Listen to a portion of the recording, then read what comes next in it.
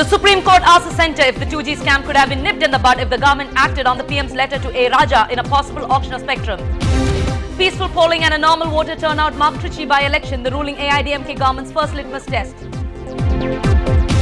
5,000 out of 6,000 employees at the Kudamkulam nuclear plant stay away from work as furious activists block entry points. More than 6,000 workers, including around 700 engineers and scientists, have not been able to enter the nuclear power plant because the road has been blocked here. Chief Minister Jayalalitha comforts the Kudamkulam protesters, promises to stand by them. Also, she says issue cannot be resolved by the state. Do you get the promised speed on your internet data card? An NDTV Hindu reality check. The Madras High Court asked the CBI to constitute a special team to probe the alleged murder of Chennai law student Satish Kumar. The Indian Cricket Board chief tells NDTV that he did not support the DRS.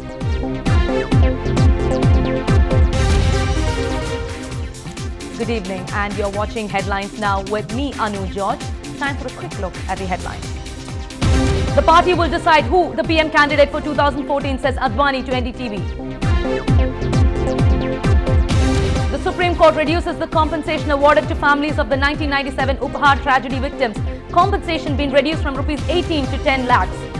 A day after Prashant Bhushan was attacked, clashes outside the Patiala House Court.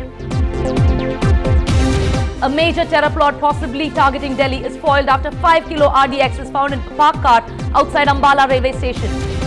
Hisar in Haryana is voting today for a Lok Sabha by-poll. Will Team Anna's campaigning against the Congress have an impact? Dawood henchman Iqbal Murshi is charged with attempting to kill an associate. And our spotlight, the royal wedding in Bhutan as the entire kingdom celebrates.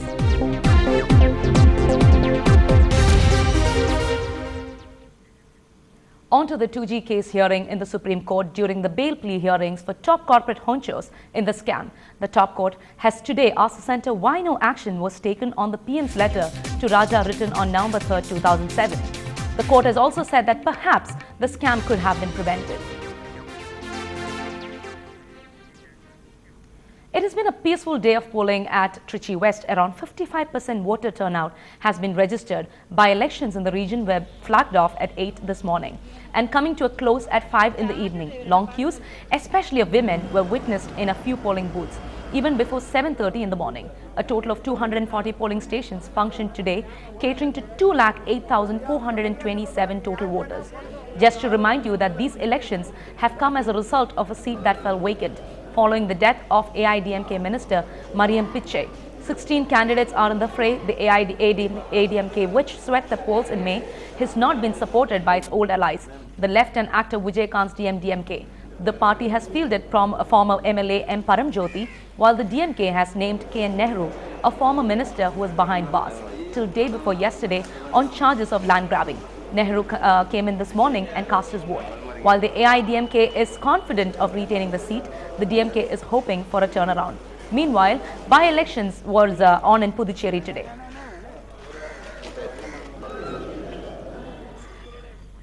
In Tamil Nadu, around 700 of 100 scientists and engineers could not report for work at the Kudamkulam nuclear power plant after villages blocked workers at various points around Kudamkulam.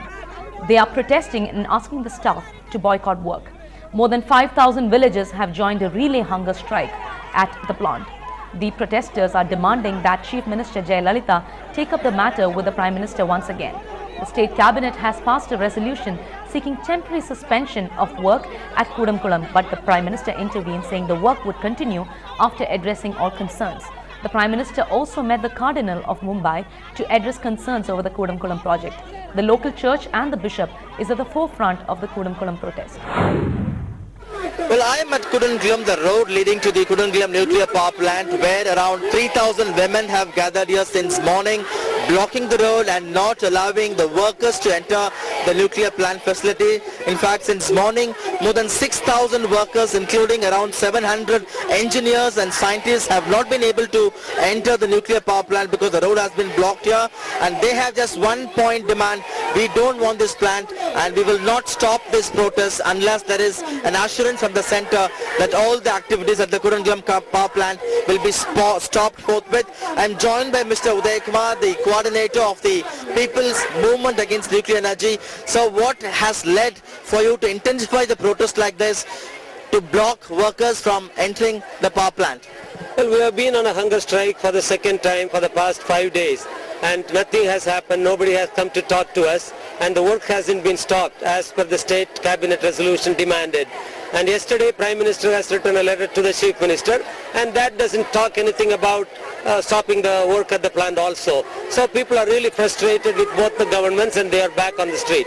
There are reports that these people may march towards the main entrance of the Kudankulam power plant in a short while. Is that going to happen?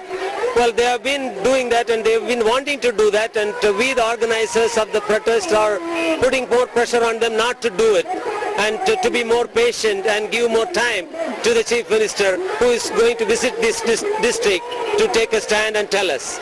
And lastly, sir, what is your message? In fact, the government has been saying all safety precautions are in place. Nothing of that kind, what we have seen in France or in Japan, would happen here.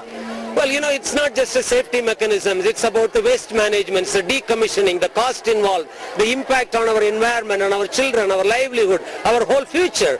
Now, all countries around the world are going back on nuclear power, and why should we Indians to go on? And that is what we are objecting to that. One last question. More than 3,000 women gathered here. They have been campaigning like this for the past 2 weeks during the first phase of your protest. What has led to this kind of huge support, particularly from women? Well, they have all watched Fukushima on their TV screens, and they have been watching the accidents in France, and they have been wanting to do something like this for a long time, but the government never paid any attention. This is not the first time that we are doing it. Now the plant is going... But more women this time? Yes, more women have been coming for all our protests. Actually, women are more aware and more informed than men. So this is exactly reflecting on this strike also. Thank you very much, sir. So certainly tempers rising high at this protest venue, which is just half a kilometer away from the main entrance of the Kudankulam nuclear power plant, and protesters say they will march ahead if there is no assurance either from the centre or from the Tamil Nadu government. In fact, coincidentally, Tamil Nadu Chief Minister Jayalalitha is in this district for a local body poll campaign today. Also, Tamil Nadu's Chief Minister Jayalalitha was quick to react on the issue. This is what she had to say in support of thousands of protesters protesting at Kudankulam. Kudankulam அணுமின் நிலையத்தை பொறுத்தவரை உள்ளூர் மக்களின் கருத்துகளுக்கு மதிப்பளிக்கும் வகையில் தமிழக அரசு நிச்சயம் செயல்படும். இந்த பிரச்சனையில் உங்களின் ஒருத்தியாக நான் இருக்கேன். And after announcing her full support to thousands of protesters fighting for the closure of Kudankulam nuclear plant, the Chief Minister announced this issue can't be resolved by the state and it will take time. Now this recent letter that the Prime Minister is supposed to have written, I have not yet received it. So let me receive the letter. I mean, this is not something that can be resolved by the state government overnight. It will take time. I do not wish to make any further comments on this now, because it is a very emotive issue and a controversial issue. Meanwhile, TNCC chief has given these protests little notice, saying that the work at the plant will definitely start soon. உலகத்தில் சில நாடுகளில் விபத்துகள் நடந்திருக்கிறது. ஆனால் இந்தியாவில் நாம் அமைக்கும் அணு உலைகள் மிகுந்த பாதுகாப்போடு, இரட்டிப்பு பாதுகாப்போடு அதற்கான வாய்ப்புகளை உருவாக்கி இருக்கிறோம் என்பதுதான் இதுவரை கடந்த 40 ஆண்டுகளுக்கு மேலாக நாம் நிறுவிய அத்தனை ஆலைகளும் சிறப்பாக செயல்படுகிறது. ஒன்று. இரண்டாவது, அதுவும் ஒரு வகையில் நம்முடைய மின்சார தேவை பூர்த்தி செய்கிற முக்கியமான கேந்திரமாக இருக்கிறது என்பதையும் நாம் மக்களுக்கு சொல்ல விரும்புகிறோம். இருந்தாலும் கூடங்குளம் பகுதியில் வாழ்கிற மக்களை சந்தித்து மத்திய மாநில அரசுகள் மிக தெளிவான பார்வையை, பாதுகாப்பு ஏற்பாடுகளை செய்திருக்கிறோம் என்பதை உறுதிப்படுத்தி ஆணையை தொடங்க வேண்டும் என்று நாங்கள் கோரிக்கையை ஏற்றுக்கொண்டுள்ள பிரதமர் அது விரைவில் நடக்கும் என்று நம்புகிறோம். A 40-year-old man was smashed to death in broad daylight in Chennai's MKB Nagar. Previous enmity is suspected to be the cause of crime. North Chennai police have launched a manhunt for the murderers. Our crime correspondent Salim brings us details from the scene of crime.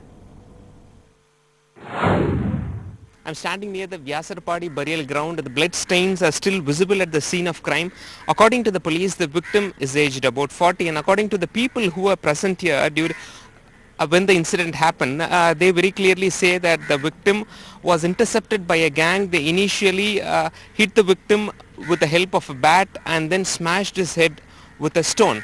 They alerted the police. They also simultaneously informed the 108 ambulance service, and the ambulance rushed to the spot, and they found out that the victim is no more. He is dead, and hence they handed over the body to the police. The police moved the body to the Stanley Government Hospital for a post-mortem examination. Sniffer dogs were actually taken to the scene of crime, and as of now the police say they have registered a murder case and have formed several special teams to nab the accused.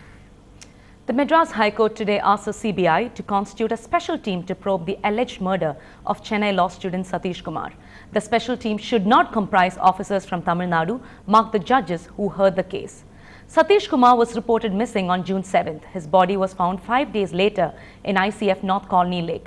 In his petition, Satish Kumar's father, Shankara Subbu, said that the little finger of his son's right hand was severed and his toenails were removed, along with severe injuries on his hip, back and head. Alleging that it was an effort by several persons, he named 2 police officers, Riyasuddin and Kannan, against whom he had obtained an order for departmental action. No exports at the Chennai Port Trust for 4 days. More on that after the break.